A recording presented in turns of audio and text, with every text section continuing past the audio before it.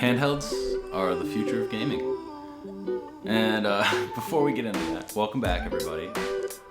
This is going to be Nerd Cave Chat episode 3. I know it's been about a month since the last one. It's been a really busy month, and like I said, I don't know when I'm going to get these out, but I am excited to say I got married in this time period. We're changing some things around. I'm hopefully going to be back in the Nerd Cave downstairs at some point. Right now, I just figured switch things up. The lighting's not the best, but you know what? Who cares? We're just here, we're just talking, having fun. And so, with that out of the way, handhelds are the future of gaming. And what does that mean? What are we talking about here? It doesn't necessarily mean that handhelds themselves are the complete future of gaming. Not everything is gonna be a handheld.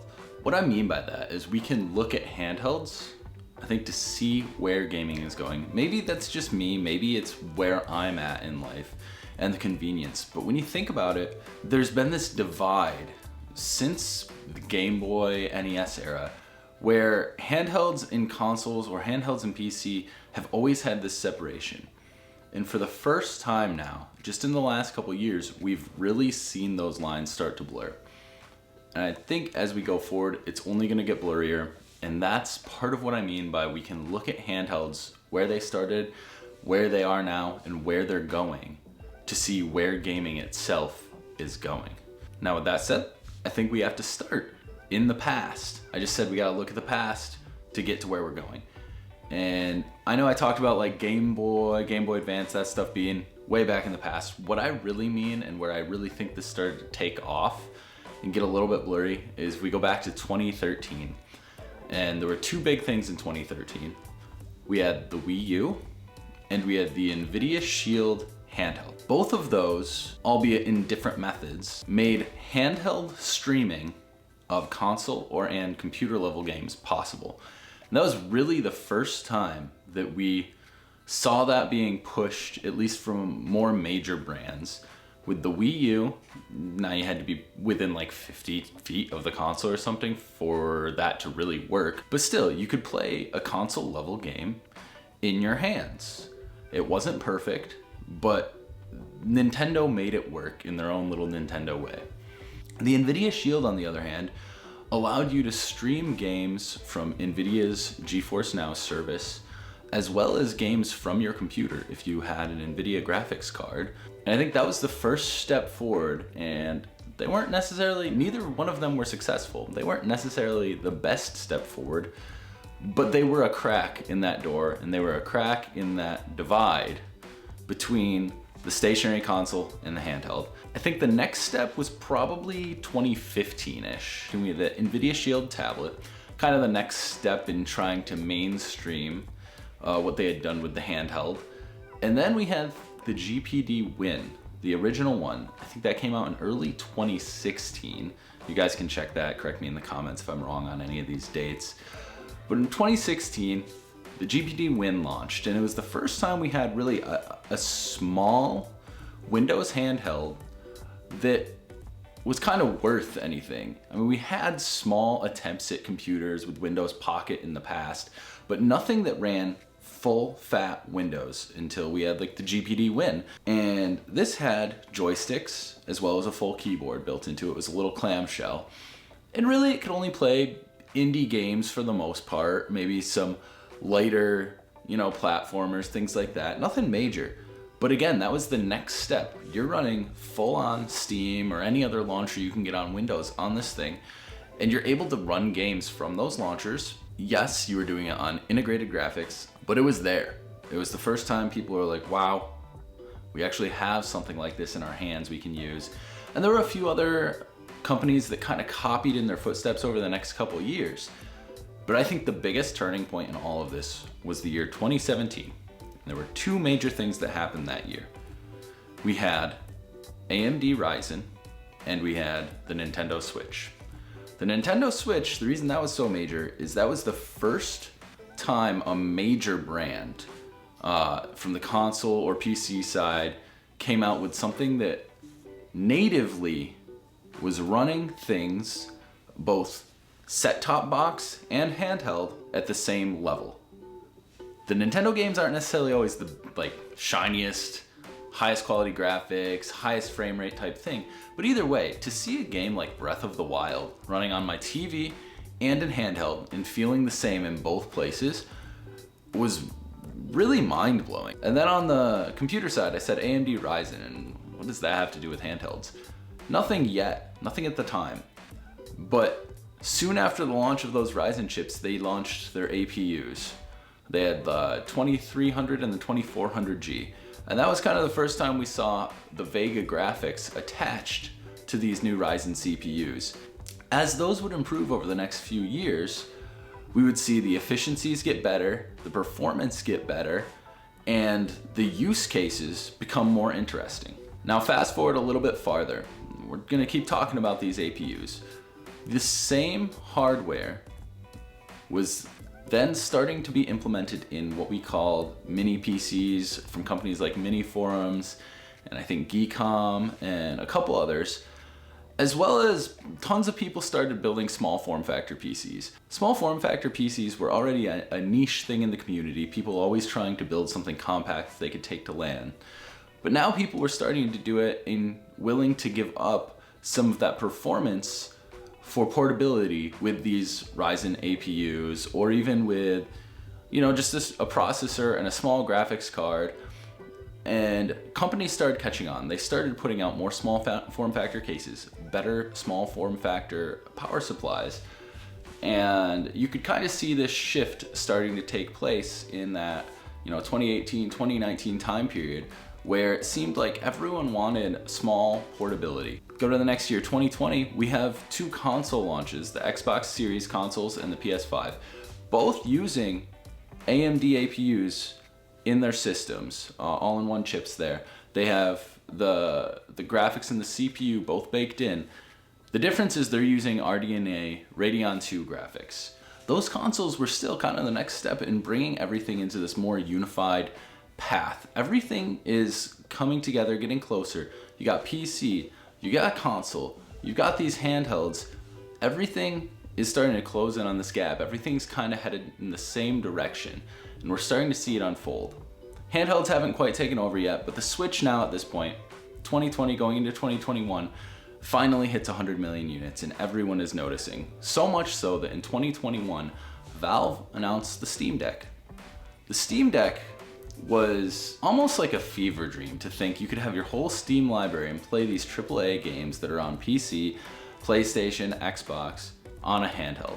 That was even crazier than the Switch. Nintendo has their own little magic, and you know that the games are gonna look good and be fun, but they're not gonna necessarily have the same fidelity, same lifelike appearance, same craziness that we get from PC or the top-end consoles.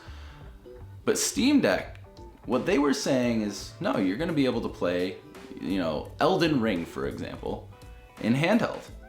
That's gonna be mind-blowing. Elden Ring's coming up, Steam Deck's coming up, any games like that. You think of God of War coming to Steam, being able to play that on handheld. This is kind of a mind-blowing thing. People have been wanting a new PlayStation handheld. People have been wanting an Xbox handheld. And now Steam is the one doing it. 2022 comes around, the Steam Deck comes out, and surprisingly enough, it's awesome. Yeah, there's definitely those first gen bugs, but holy crap did they keep up with updates. It still is, every time I turn it on, every couple days, there's updates. It's constant. And I gotta say, so I have a launch edition 256 gig. The only qualm I really have with this early model is the battery life. That's something I think just in general, it's tough to do when you're putting a lot of power into a small package. Now, another thing that came out the following year, 2023, a PlayStation handheld, and everyone was excited at first. There was talks that a PlayStation handheld might be coming. We went backwards a little bit with that one. That's a streaming handheld, but I am impressed with it. For using it around the house, I really like the PlayStation 5 experience, and as long as my PS5 is plugged in to internet, the handheld streams from it pretty well. I haven't had too many issues, but I still get more excited about the full fat, everything baked in handhelds, not the streaming ones. And that was what else happened in 2023. We finally got some Windows handhelds, ones that weren't from the off brands like GPD, Aya Neo, the 1X player from 1X, I think is the name or something. I'm not quite sure. And those are good machines, but they were so expensive. They were so niche. They were from these small boutique companies. Asus and Lenovo both finally came out with Windows handhelds. They saw what the Switch was doing. They saw what Valve was doing with the Steam Deck. They wanted a piece of that pie. Out of the two, I think the Asus Ally, ROG Ally, won out. The Legion Go had good reviews, but I think it just seemed so big, like so chonky, that it wasn't as appealing to how sleek and light the Asus looked. I think the other difference was you could go to Best Buy and test out the Asus. I haven't ever seen the Lenovo anywhere where you can test it. For people who wanted to tinker a bit, more than the Steam Deck could with SteamOS and with Linux, if they wanted full fat Windows on their handheld without having to sideload it, they went for the Asus. And that really opened up a lot of possibilities if you were looking for emulation specifically. You can emulate everything on the Steam Deck pretty similarly, but there's a little bit more work. There's a lot more emulators that are just straight up built for Windows, easy to use. People got excited for that. There's also a lot of launchers that work on Windows that don't work on Steam Deck. People got very excited for that as well. The biggest hindrance to the Windows handhelds is Windows itself, which is funny because it's also one of the better strengths. But Windows just still hasn't come around to having a good touchscreen or handheld interface. And it seems like they're working on that. I've seen in more recent updates, they're bringing out some good things like the new keyboard. But let's jump to the present now. We got all the way up through 2023. We're in 2024 now. We have the Asus ROG Ally X, the Steam Deck OLED. Those have both come out now, and they fixed my personal biggest problem with handhelds up to now. It's not a full fix, but much better. Both of them increased battery life on their prior models by like 30 to 40%. You've got the ROG Ally X, which just went purely bigger capacity and a little bit more efficient on the chip side. And you can get like 3 to 5 hours of battery life on that, where my OG Steam Deck maybe gets 1.5 to 2 hours, depending on what I'm playing. I can really turn down the settings if I'm playing a very light, like pixel RPG, and get a few more hours out of it. But anything mainstream that I'm trying to play, boy, I would love a bigger battery or longer battery life. And I think there is an update coming that's gonna increase it a little bit. But either way, it's a couple years old. It's decreased a little bit, so I might just get back to where I started. So we have the ROG Ally X, we've got the Steam Deck, we've got our consoles currently, we've got the Nintendo Switch that's 8 years old and has sold almost 150 million units. We've got full-on PCs, we've got small form factor PCs. We've talked about all these things here. Where are we going with this? Why am I saying that handhelds are the future of gaming? Handhelds are where we can look to see the future of gaming. And where I'm really going with this is where they've taken off over the last couple years. They've pushed these companies to really look at them and say, hey, this is a competitor in the market. And that's pushing developers to develop games that can run on the highest end stuff as well as run on these APUs. Not only that, we're also seeing games reach a point where you can trick somebody with the level of graphics. You can post a video from a video game recording on Facebook and people will think it's real life. People post GTA mods on Facebook and someone will react being like, oh my God, how'd that happen? Or there'll be footage from Call of Duty and people will post it as if it's real war footage when there is real war going on in the world. And it's sad to see people tricked by that type of stuff, but it also shows us that we truly are reaching a level of graphics that we can start to say, do we need better graphics or do we need more efficient performance? What would make the gamer happy? Because at the end of the day, the customer, the gamer, is what is going to keep this industry going. And I think people are starting to see that shift in the gamer themselves. The takeoff in this handheld market, the takeoff in small form factor PCs, the success of the Nintendo Switch. People want functionality, want flexibility, want portable. Now that's not everybody. Some people want to sit at their desk and play games. But let me ask you, if you were given the option of a big plastic box, plays every game you could ever want, 100% quality, best frame rates ever, or you can have this thing handheld, you can take it with you, or you can plug it into your screen with a keyboard and mouse, play all the same games. The difference is that you'll get all of those games, you'll get 80% of the quality resolution wise. You'll get 30 to 60 FPS in most games. Some of the other games you'll still get 120 when you're plugged in. And you can take it everywhere with you. What are you gonna pick?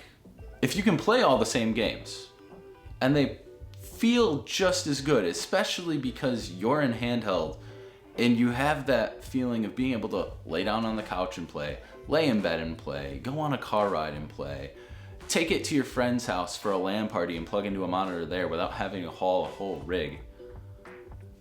You see where those possibilities intrigue people. They get people who might not even do any of that interested. It's the same reason the top-end iPhone is by far the best-selling iPhone every year. It's the what if. Everyone wants to believe that they're gonna do all of those things that are being advertised. Everyone wants to have the capability to play their games anywhere.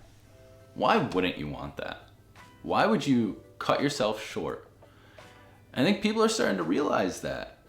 And when I say people, I think the industry is starting to realize that. And that's why we're seeing this push towards handhelds. That's why we're seeing the push on these smaller chips. We're gonna see the AMD Strix Point chips come out, and they're supposed to have about 35% better graphics performance on those APUs this upcoming generation. I don't think we're gonna see much of them in handhelds until maybe late 2025, early 2026. But either way, that's exciting. You think of what we have now with the Steam Deck and the Asus Ally X, and then improve that by 35% graphics performance.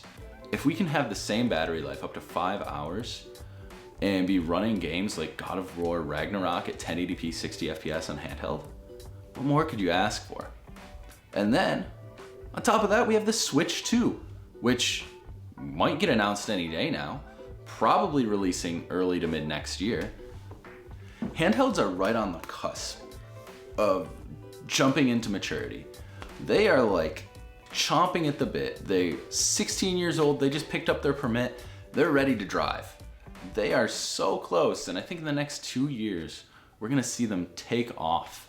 And take off in a way that I mean is mainstream across the board with the Switch 2, the possibility of a real PlayStation handheld, an Xbox handheld, all of these PCs. I think if you're just getting into this handheld market right now, it's great. The current options are awesome, and don't hesitate if you think that that's something you want to get into, pick it up. Because I don't think we're going to see anything crazy until, like I said, late 2025, early 2026. So we're at least a year away from anything. Jump in, try it out. You can always resell and get into something newer when it does come out. But man, this is an exciting time. It's an exciting time to be a nerd. When I first picked this up, I wasn't quite sure what I wanted to do, what I wanted to play on it. I was just excited for the prospect of it. And I've gone through phases with it where I pick it up and then I won't touch it for a couple months and then I pick it up and play it constantly. It's really become a machine that I like to play RPGs on. Where I'm at in life, I'm so busy. I sit at a desk all day, and when I want to play a single player game, specifically, I've gotten more into the single player RPGs, kind of slow down. I'm starting Metaphor Fantasio now. It's just nice to be able to lay down on the couch or lay down in bed or sit back and relax and really enjoy a game like that without being at your desk, without having to like just stare at a large screen. You can almost relax. It's like reading a book. And that's where this has come in for me. I think other people who are my age, as the average age of gamers increases with our generation, and we're always gonna have the younger gamers. But right now, our generation, the millennial generation, is kind of like the old gamer. Yes, there's some Gen X gamers, but I think when it comes to the mass, the millennials are kind of the first full out generation to be growing old with gaming. And with everyone in that generation and soon Gen Z getting into the work world, being at computers, at screens all day, and wanting to have something that's more relaxing and still play their games, I think that's the other place you can look in these handhelds taking off. I think that's where the excitement comes in for a lot of people in their personal lives, and that's where it is for me. With all that said, I want to ask you guys, if you're stuck around this long, thank you first of all, but what games are you playing? Are you excited about handhelds? Do you have a handheld? Or is there one you're looking at in the future? Is it the Switch 2 perhaps? Yeah, let me know in the comments down below if you have one of them or if you're gonna pick one up. And also, let me know what your favorite Switch 2 feature would be requested. With all that said, thank you guys. This was another rambling Nerd Cave chat. This is Nerd Cave Chat 3. I'm hopefully gonna be back soon with 4, and I'm just having fun doing these for you guys. See ya.